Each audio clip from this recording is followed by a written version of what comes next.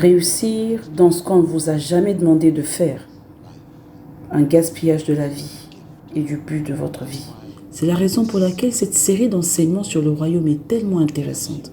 Parce qu'elle t'aide à découvrir ton don royal. Je viens à peine de signer un contrat avec la maison Warner Brothers concernant un magazine, un livre que je vais sortir en novembre. Ils m'ont payé beaucoup d'argent pour écrire ce livre. Parce que lorsqu'ils ont vu le contenu du manuscrit que j'étais en train d'écrire, ils se sont dit, nous voulons publier ce livre. Et ça, c'est l'un des plus gros livres que j'ai écrit de toute ma vie. Le livre s'intitule « Au contrôle du leadership ». Alors, il s'agit de la philosophie de Jésus-Christ et son concept du leadership. Quelle pensée a-t-il eu?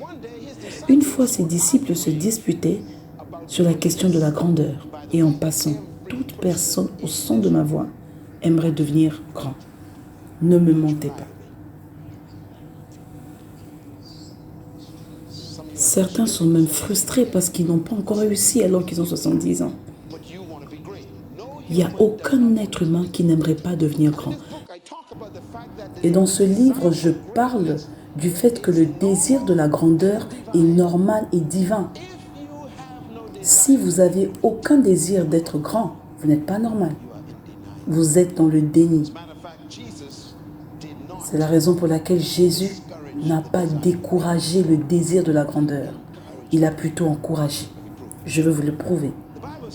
La Bible déclare qu'il les a entendus en train de discuter entre eux.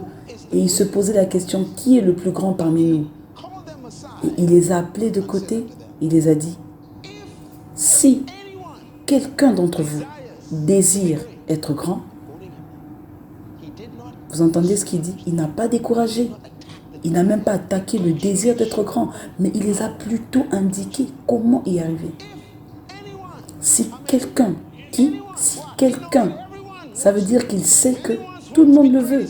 Alors si quelqu'un veut y arriver, il faut qu'il devienne l'esclave de tous et le serviteur de tous.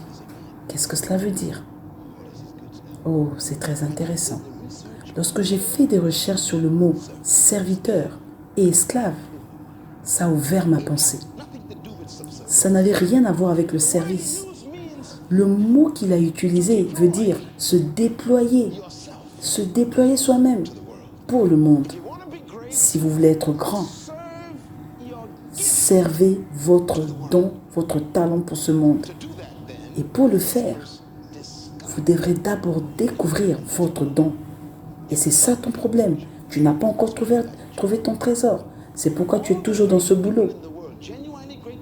Toutes les personnes qui ont accédé à la grandeur dans ce monde, lorsque vous les étudiez, et dans ce livre, j'en ai beaucoup parlé, j'ai commencé par Abraham.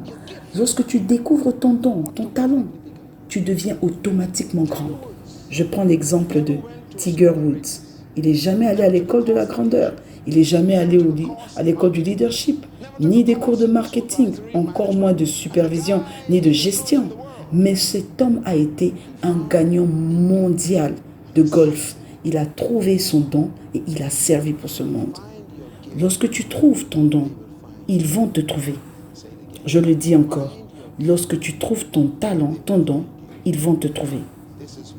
C'est pourquoi, si tu veux être un échec, sois une imitation. Tu n'es pas né pour imiter les autres. Tu es né pour être toi-même. Mère Teresa, oh, quelle femme! Elle n'est jamais allée au lycée. Elle était juste en train d'enseigner les enfants en Inde. Elle a abandonné ce travail parce qu'elle a trouvé son don. Aider les pauvres. Elle a retravaillé ce don. Et devine quoi? Elle a parlé aux Nations Unies. La grandeur. Le futur d'une semence n'est pas dans le futur de cette semence, mais c'est plutôt dans la semence. Ton futur n'est pas à venir, non, mais il est au-dedans de toi. Toi, le problème, c'est que tu continues de le chercher à l'extérieur et tu ne le trouves pas. J'ai appris l'histoire d'un homme, une histoire vraie d'un homme qui vivait au Texas et qui était propriétaire d'une ferme. Et tous ses voisins avaient également des fermes. Alors une fois, il a appris une nouvelle venant de la côte ouest qu'on aurait découvert du pétrole et de l'or. Et lui, il se disait, j'aimerais devenir riche. Alors il a mis sa ferme en vente. Et la ferme avait peut-être une valeur de 70 000, voire 80 000 dollars. Mais lui, il a vendu à 38 000 dollars parce qu'il voulait de l'argent rapidement. Aller acheter des ânes, des chevaux et aller au Texas. Plutôt à la côte ouest du Texas. Parce qu'il voulait chercher le pétrole et l'or. 3 mois après avoir vendu sa ferme, c'est son voisin qui a acheté cette ferme. Alors qu'il était en train de creuser pour trouver de l'eau dans la ferme. Et c'était étonnant parce que quelque chose de noir commençait à sortir du sol. Et il commençait à réaliser que c'est le plus grand dépôt de pétrole dans tout le Texas. Et cet homme instantanément est devenu l'une des personnes les plus riches des États-Unis d'Amérique. Lorsque l'homme qui était parti à la côte ouest a appris cette nouvelle, que la ferme qu'il avait abandonnée, vendue, d'ailleurs dans laquelle il vivait toute sa vie, regorgeait du pétrole. On dit qu'il est tombé de son âne, il a eu une crise cardiaque et il est mort. Quelle est la morale de l'histoire? Ce que tu cherches se trouve juste là où tu es. Alors je suis venu ici pour creuser le pétrole qui se trouve au-dedans de toi. Écoute-moi, ton futur est emballé. Tu es un porteur de trésors. Ton don attend juste d'être déployé. Le problème, c'est que tu es employé. Toute ta vie, tu travailles pour cette entreprise. Et tu n'es jamais toi-même. Quand ce livre sort, s'il te plaît, achète-le. Il changera ta vie pour toujours.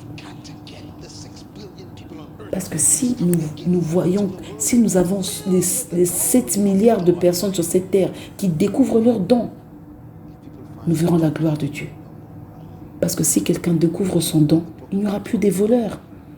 Dans ce livre, j'ai eu cette révélation venant du Saint-Esprit. Il disait que la grandeur est comme une semence qui devient un arbre. Regarde ceci. Si tu prends la semence de la pomme, ça devient un pommier. Il y a quelque chose concernant les arbres. Les fruits sont des dons. L'arbre ne t'emmènera jamais son fruit. C'est intéressant. Si tu veux un fruit, tu fais quoi? Tu vas vers l'arbre. Donc lorsque tu découvres ton don, ils viendront à toi pour ce don.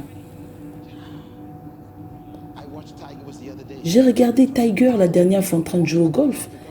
Et il y a 3000 personnes qui le regardaient, qui venaient vers lui pour demander.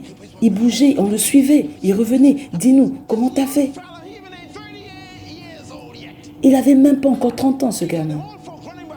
Mais tout le monde courait derrière lui parce qu'ils ont vu le fruit. Pourquoi ils ne viennent pas vers toi? Parce que toi, on ne voit aucun fruit. Cette année, j'ai reçu plus de 800 invitations pour parler à des conférences. Je n'ai pas demandé. J'ai découvert mon don, je l'ai travaillé. Et quand tu découvres, tu deviens chargé. Ne donne pas ce don au cimetière.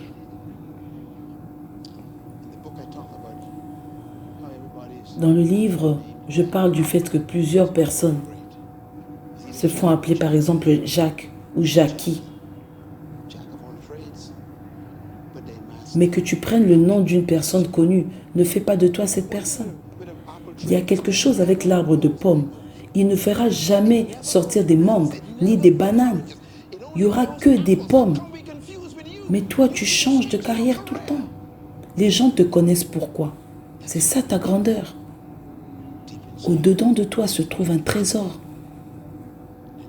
Ton énergie est emballée dans ton don. Si tu es fatigué, c'est parce que tu n'as pas encore découvert ton don. Si tu n'as pas d'énergie, tu te sens fatigué, paresseux, c'est parce que tu n'as pas encore trouvé ton don. Lorsque tu trouves ton don, tu te lèves tôt, tu dors tard. C'est ce que la Bible appelle devenir un esclave. Pas aux gens, mais l'esclave de ton don. Tu sers tellement ce don que tu deviens esclave de ce don. Et c'est là qu'on t'appelle grand.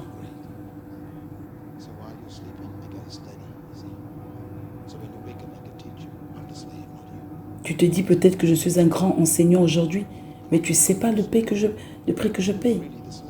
C'est ce que j'appelle la grandeur. Je suis esclave de mon don. La Bible dit un peu de sommeil, un peu d'assouplissement et la pauvreté viendra. Si tu trouves ton don, tu trouveras le salaire. Oh. C'est pourquoi les consultants sont plus payés que les employés. Parce que le consultant en a reconnu son don. Mais l'employé, c'est comme un commerçant. Il y a une différence. Et Jésus a dit, même en tant qu'enfant de Dieu, je suis venu, non pas pour être servi, mais pour me servir comme une rançon. Voilà comment il a servi le monde. Et toi, en quoi nous sers-tu? Pourquoi es-tu né? Que vas-tu nous laisser avant de mourir?